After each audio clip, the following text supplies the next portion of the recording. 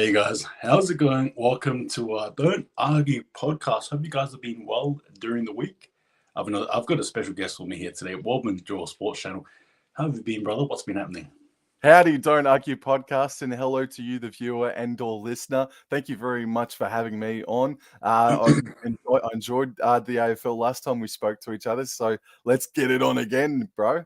Yeah, we absolutely will. We absolutely will.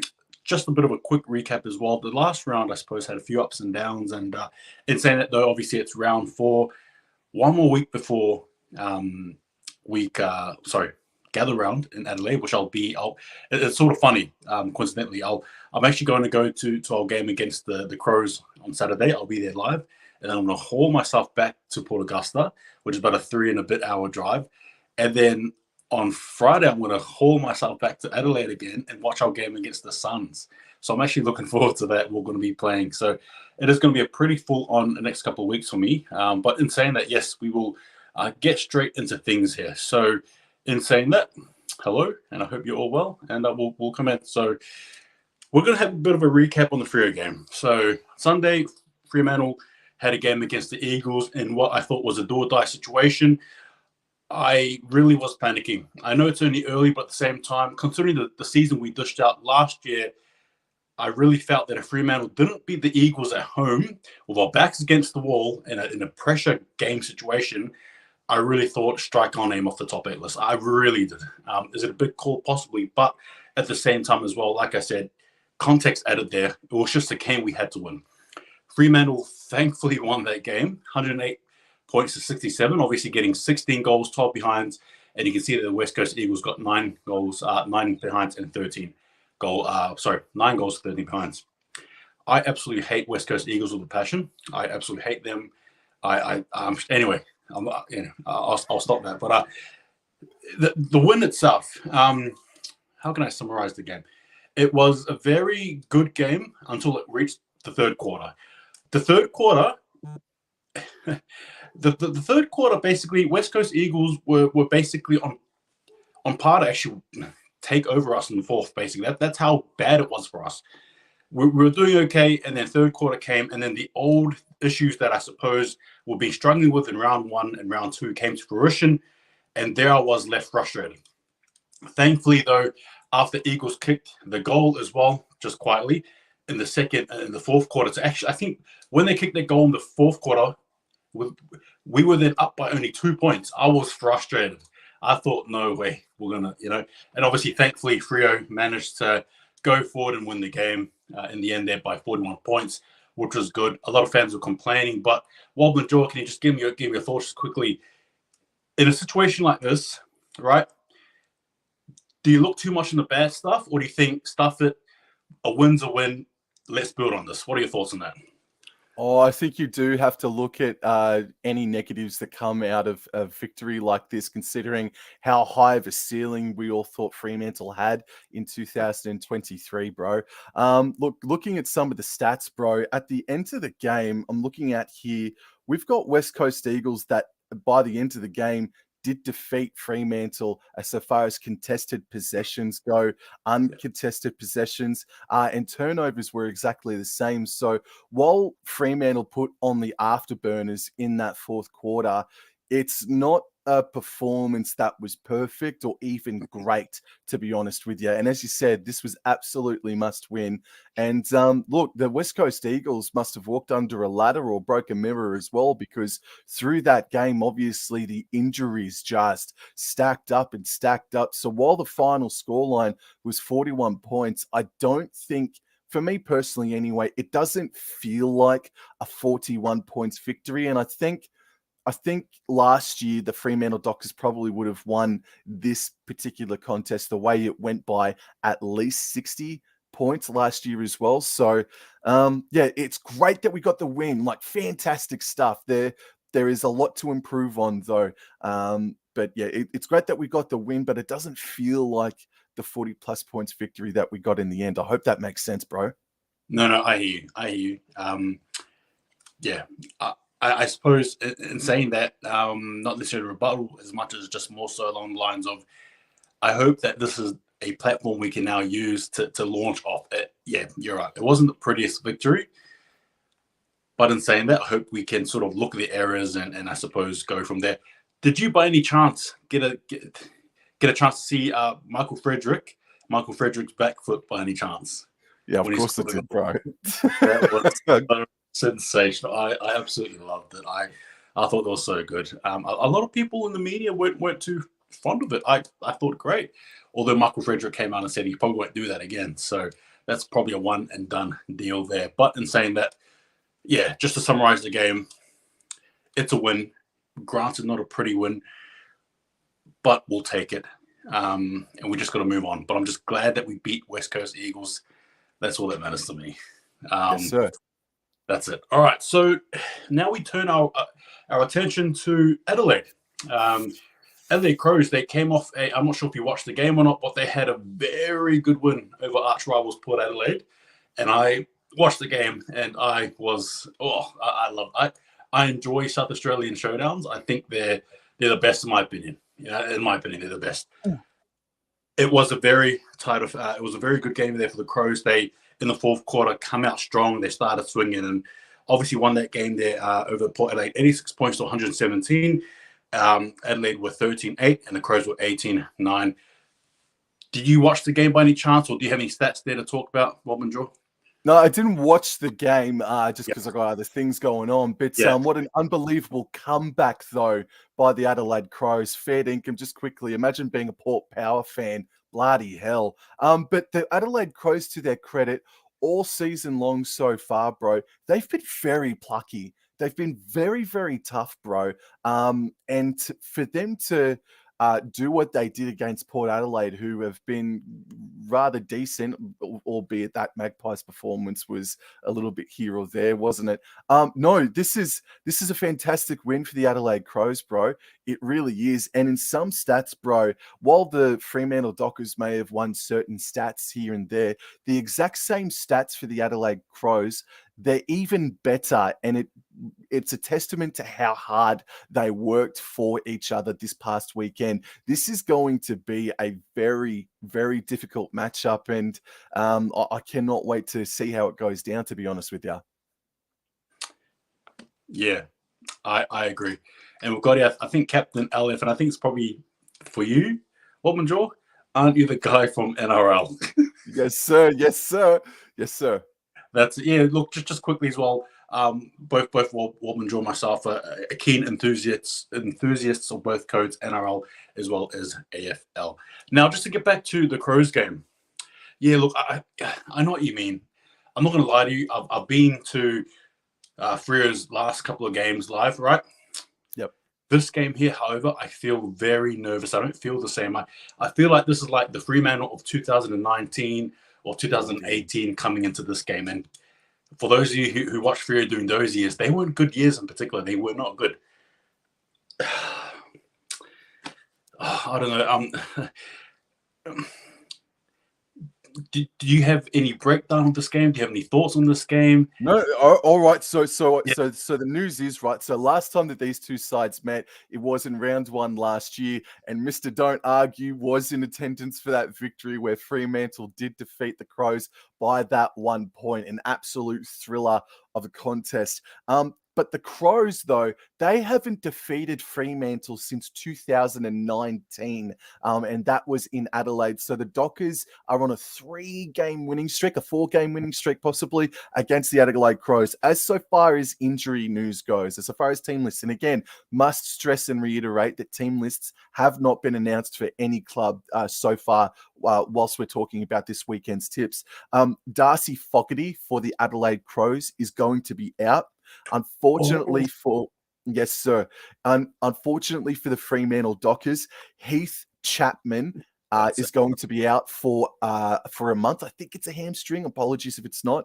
And unfortunately, Nat Fyfe is going to be out for the Fremantle Dockers this weekend. So it definitely brings us closer in terms of team list goes with the Adelaide Crows.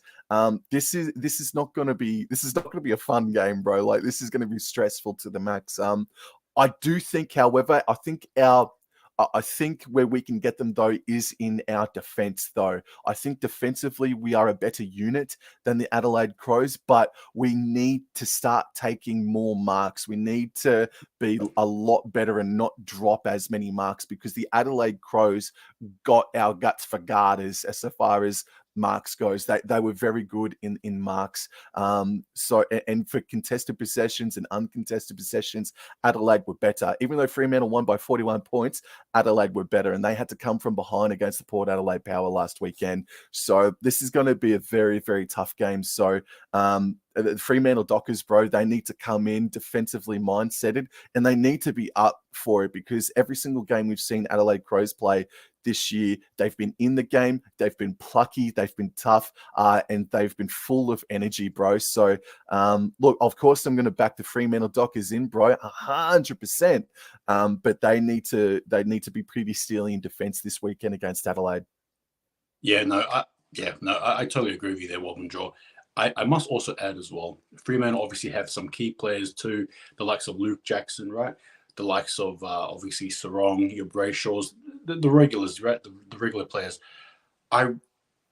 One thing I really liked about the game against the Eagles, just quickly, before we move into the next segment, was I think it was probably Luke Jackson's best game for Fremantle. I believe he got 2 goals there. He had a few good marks. He, in my opinion, is the key, particularly in the forward line, to actually getting things going, right? And you mentioned defense there. I genuinely believe that Fremantle have the better defensive pack, in my opinion. I think Fremantle, if things click, we can penetrate that defensive line that the Crows have, because I don't think it's effective as Fremantle.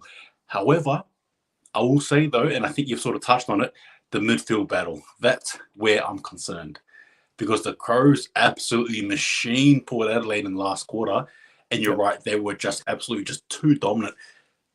I imagine this game for me, because I want to be there live. I don't think I'll be sitting down much at all. And I'll tell you what, I've never experienced walking in Adelaide losing a game.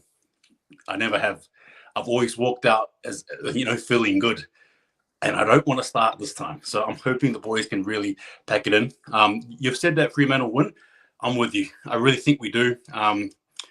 We need our boys to stand up. I'm hoping this is a game where we can learn from our mistakes against the Eagles and really go in hard. As for Nat Fife being out, it's a big out, but how do I say this? Oh, no. Do you give him the tap on the shoulder, Wobblin Jaw? No. I know the argument. I get the argument, but no, I don't. No, not at all, bro. He's a club legend, and you keep him in there as long as possible, bro. Look, if Fremantle can restrict this game, if Fremantle are to win, they need to win by, they need to restrict Adelaide to 60 points. I reckon if Fremantle win, I could see the scoreline being akin to 80 points to 60 or something to that effect. Yep. Either way, Fremantle to win, and that's all that matters. Yes, sir. Yep. All right, here we go. The next segment, AFL Round 4 previews and tips, right? We'll get straight into it. So we have the first game. And again, just remember as well, bear in mind, it is the Easter, right, weekend, right? It's the Easter theme. We're going, anyway, Lions and Pies. Over to you, Wobblin Jaw. All right, so the Collingwood Magpies actually are coming into the game as favourites at $1.80 to the Brisbane Lions, $2 actually. And just quickly, the odds for Fremantle, Adelaide Crows are actually the favourites going into that game on sportsbet.com.au actually. So there's a little bit of value on Fremantle, but in this one, it is $1.80 Collingwood, $2 about the Brisbane Lions. The last time that these two sides met was back in this Easter fixture last year, where the Lions won by 7 points, and the Lions are actually on a 4-game winning streak against the Collingwood Magpies. The last time the Magpies defeated the Lions was in 2019. And that was at the Gabba. Just for injury news now, team list news now, Daniel Rich is a 50-50 chance of playing for Brisbane. No Darcy Gardner this weekend for the Brisbane Lions as well. For Collingwood, conversely, Bloody hell. Darcy Cameron is going to be out of this contest. Arlo Draper is a 50-50 shot. But listen to this, don't argue. Mason Cox is not going to be playing in this game because of a hematoma in the ribs. So Mason Cox is going to be out for at least 3 weeks, I believe. So Collingwood have been battered in the team lists. So Brisbane Lions are a little bit fresher, but oh man, I think like you, don't argue.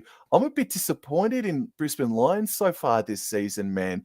Their inconsistencies over the past 6 years, it's still there under Coach Fagan. I don't want to tip the Lions. The Magpies are arguably the informed team of the competition at the moment, but they have been dealt a couple of injuries since this past weekend. So, look, this is a true flip of the coin. This is going to be a close contest, but I don't trust Brisbane Lions. They're like the vibe is telling me to go Brisbane Lions. They're going to get their season back on track, back at home, but I think the Collingwood Magpies have just played better footy so far this year. So I'm going to go the Collingwood Magpies, bro. I'm not even gonna lie, you've made me think really hard during what your explanation there. Like I've really been going towards the pies there. But then the way you explain that, it's like my brain's in it and I'm overthinking now. And I shouldn't be, because that's what ruins tips, right? Is when you overthink. Oh my goodness. Oh wow. Look, okay. No, I'm gonna stick with the pies. I'm gonna stick with the pies. I'm not gonna overthink.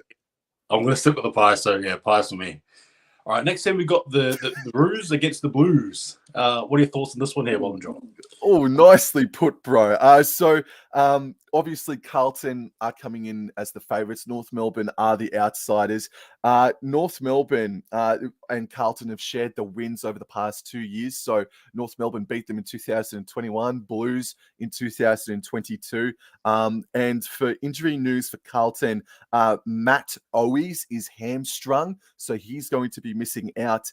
And Matt Kennedy and Jack Martin, in good news for the Blues, are a chance. They're a chance of playing this Good Friday. For North Melbourne, Luke Davies Uniacke is due to return this weekend for North Melbourne. Disappointing loss for the Kangaroos. I really thought that they actually were going to do it. But it was a disappointing not effort, but performance against the Hawthorn Hawks. Carlton Blues, bro. I don't know. I don't think they've hit that gear that they would have liked to have hit. So against North Melbourne, there's a chance of doing that, even though they're still quite injured as a club. So I am going to go the Carlton Blues to get the victory over North Melbourne by 3 goals, by 3 goals too. Okay, yeah, no, I agree as well. I'm going to go for Carlton myself as well. Go the Blues. All right. Next thing we have the Richmond Tigers against the Bulldogs, right? The Western Bulldogs. What are your thoughts? Oh, dude, this is a battle between, I wouldn't say desperate, but these two sides need to get a bit of a scurry along because we've had these two clubs high up. So Richmond, Dustin Martin is back this weekend for Richmond. That's a big in. Jacob Hopper is also right to come back in for the Richmond Tigers. And Taylor Duria, I'm sorry, I think there's a question mark on Taylor Duria for the Western Bulldogs. The Western Bulldogs haven't beaten Richmond since 2019. The Bulldogs haven't beaten Richmond at the MCG since 2015. The Bulldogs. So, and while the Bulldogs were very good against the Brisbane Lions last weekend, I still think that's the factor of Brisbane Lions being so inconsistent was huge. And I think Richmond, without Dustin Martin last weekend, were very, very tough, very, very gallant in defeat against the Collingwood Magpies. So I think I'm going to go the Richmond Tigers to get the victory over the Western Bulldogs this weekend, man. Yeah, no, I agree with you. As soon as you mentioned Dustin Martin basically being available or near it, yeah, look, I've got to go with them, especially against an outfit like the Western Bulldogs. Again, respectfully, Tigers for me. The next game, Saints against the Suns. What are your thoughts on this one here, Wobblin Jaw? Well, bro, over the past 4 years now, these two sides have played some absolute thrillers, man. 1 point, 2 point victories, bro. The Saints last year coming from behind and breaking the hearts of the Gold Coast Suns last week. So for team news, unfortunately, the injury ward grows for St Kilda. Jimmy Webster fractured his cheekbone last weekend, so he's going to be out for St Kilda. Mason Wood is a 50-50 chance of playing after he copped a bit of a shoulder injury, so he is in a bit of doubt, but expecting to play. Gold Coast though, Sam Flanders for the Suns. Sam Flanders did his MCL unfortunately against Geelong. And so he'll be out for about 4 or 6 weeks. So the Suns haven't beaten St Kilda at all since 2016. And the Suns haven't beaten St Kilda at Marvel Stadium since 2014. St Kilda have dominated for all the times that the St Kilda Football Club has been inconsistent over the years, and for all the close margins, St Kilda have dominated this fixture against the Suns. And I'm sort of like a rock caught in a hard place, don't argue, because I haven't tipped St Kilda once this year, and they've gone 3-0, bro. And it's now come to the crux where if I tip St Kilda, what's the freaking chance that St Kilda go the opposite of that, right? But to go on the Suns to beat them down in Victoria, St Kilda, is a massive, massive flip of the coin. Russ Lyon's doing some good things for St Kilda, but I'm going to avoid the hoodoo. I haven't tipped them all year, and if I do, I just know that they're going to freaking lose to the Suns. So I'm actually going to tip the Gold Coast Suns here. I'm going to tip the Suns to beat St Kilda down there at Marvel Stadium.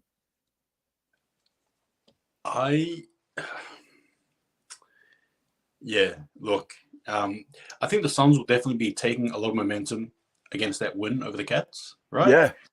Right. And you mentioned some of the injuries there. It's bound to happen sooner or later. I think for me too, the way you explained it, I think I'm going to lean towards the Suns. So yeah, I think I want to go with the Suns for me actually. So yeah, Suns for me. So that's it. That's the way it's going. Swans and Port. Holy crap, dude. This is something that I wasn't anticipating to see. So the Sydney Swans, there are no changes from last week, or there shouldn't be any changes though. All the injuries have remained the same for the Swans. For Port Adelaide, Trent McKenzie is a 50-50 chance of returning for the Power, and Lockie Jones as well is a 50-50 chance. When do you think, don't argue, when do you think was the last time the Swans beat Port Adelaide Power? Oh goodness me. Surely it would have to be recently, right? I think so. I'm just gonna go What with year? that. Oh goodness. I reckon 2021, I think. The last time, again, much like St Kilda and Suns, for all the inconsistencies of Port Adelaide, Don't do this to us.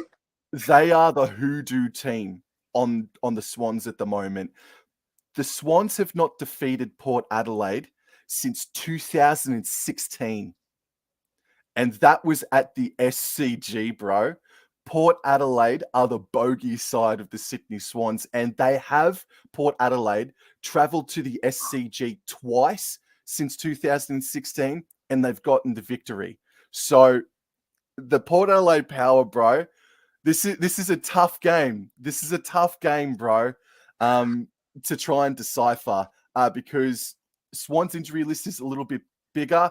Port Adelaide are by and large pretty bloody good. They're pretty much at full strength. So I don't know. It's Port Adelaide, man. They could be platinum level, or they could be bottom of the barrel level this weekend after getting bashed in by the Adelaide Crows. But the Swans, they got done in by the Melbourne Demons last week themselves. So, this is tough, man. Oh, bugger it. I'm going to say the Sydney Swans are going to break their hoodoo against the Port Adelaide Power this weekend. Swans. Yeah, look, as much as I appreciate that fact, and I think it definitely does play into it, I just think this year's going to be different. But in saying that, Nickerman, you know what I mean? It is what it is. But Swans anyway. But yeah, it probably won't be the case.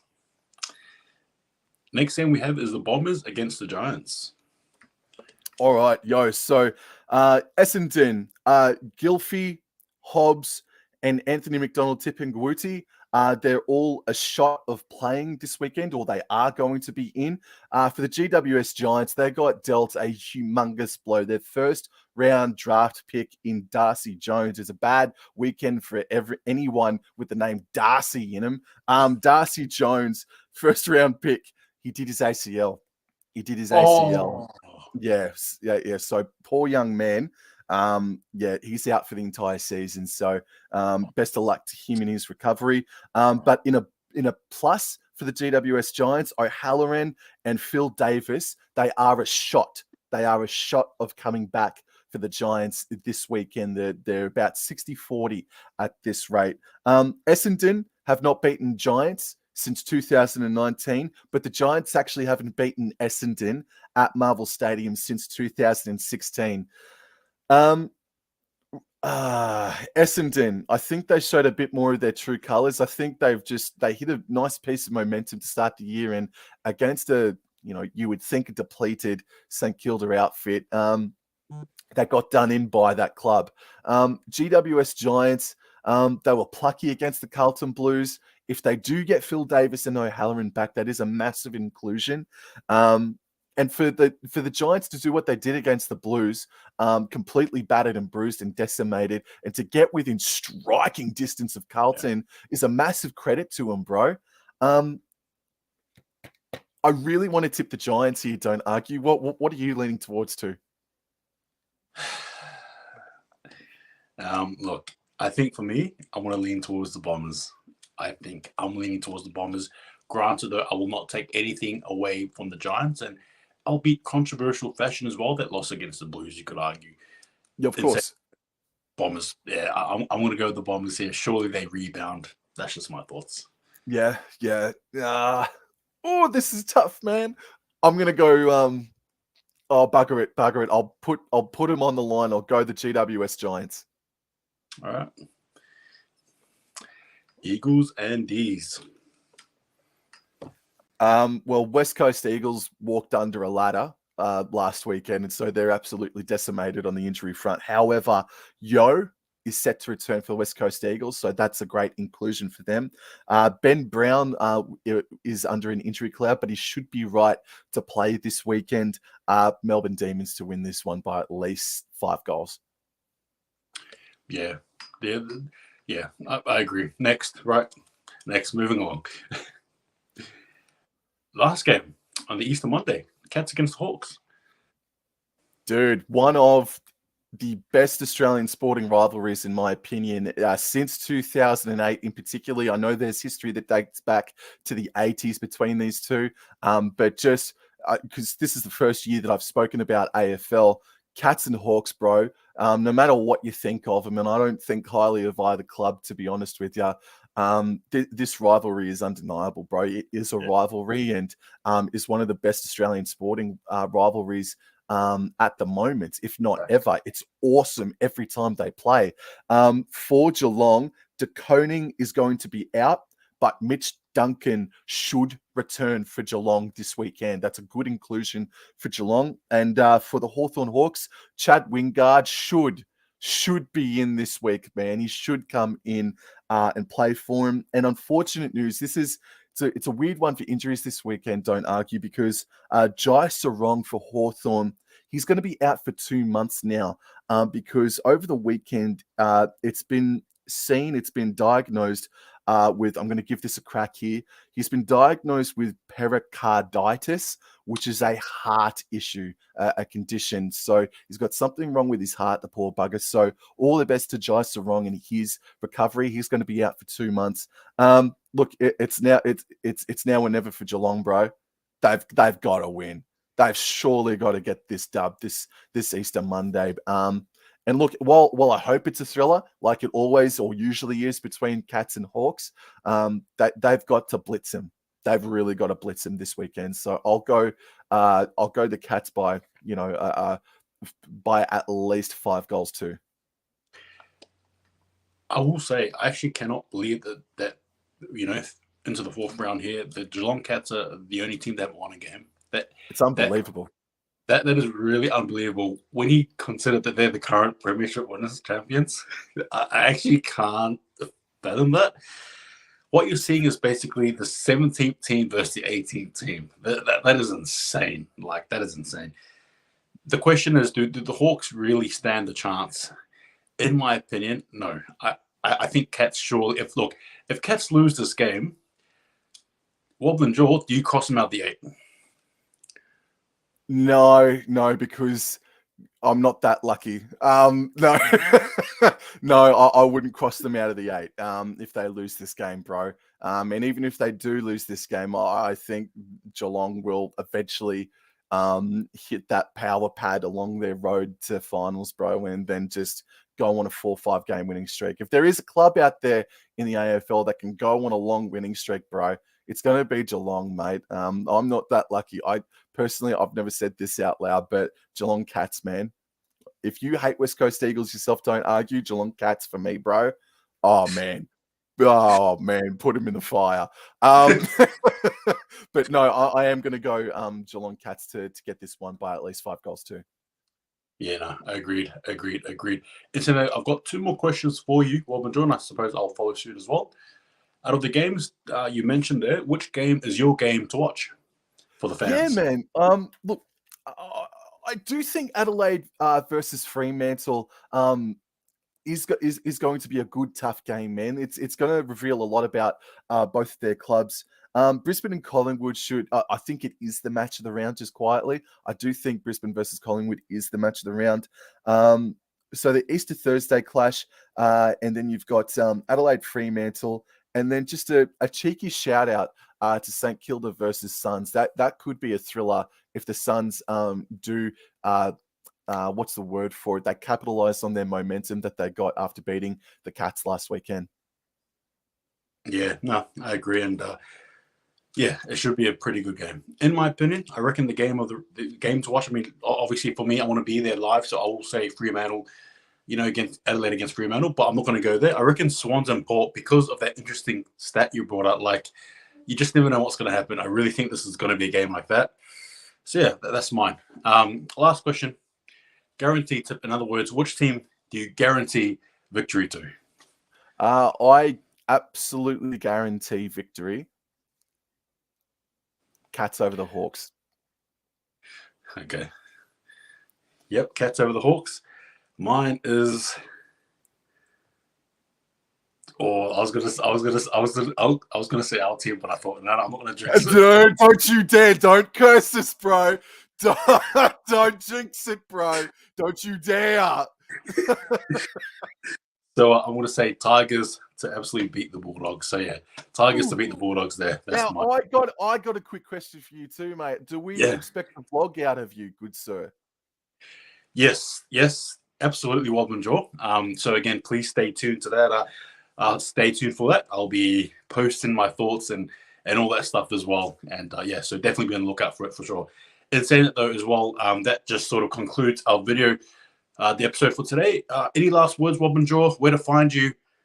What's been happening? All that stuff. Before punch in Wobblin Jaw Sports into your social media platforms, and I'm sure you'll find me. Thank you very much for everybody's continuous support. It's been a pretty successful week over the past couple of days, and your Don't Argue's second channel hitting 3,000 subscribers as well. Congratulations to you on that milestone, mate. Definitely. So yeah, man. No, thank you very much for having me, and yeah, looking forward to the weekend of footy ahead. And happy Easter to you and your family. Don't argue, and happy Easter to everybody else's family out there. Have a very safe long weekend. Look, likewise as well. Thank you. And again, over to you. Likewise to you, Wobblin Jaw. Happy Easter as well. And I hope you enjoy it and enjoy the footy festivities of both codes. I will also close with this comment here. I took Freo for round 1 and 2. We lost. Then I took Eagles in round 3 and we win. So I'm not tipping us for the rest of the season. So there you go. All right. In saying that, guys, take it easy. Happy Easter, everyone. Be well, be safe. Go the Dockers. See you guys next time. And don't argue.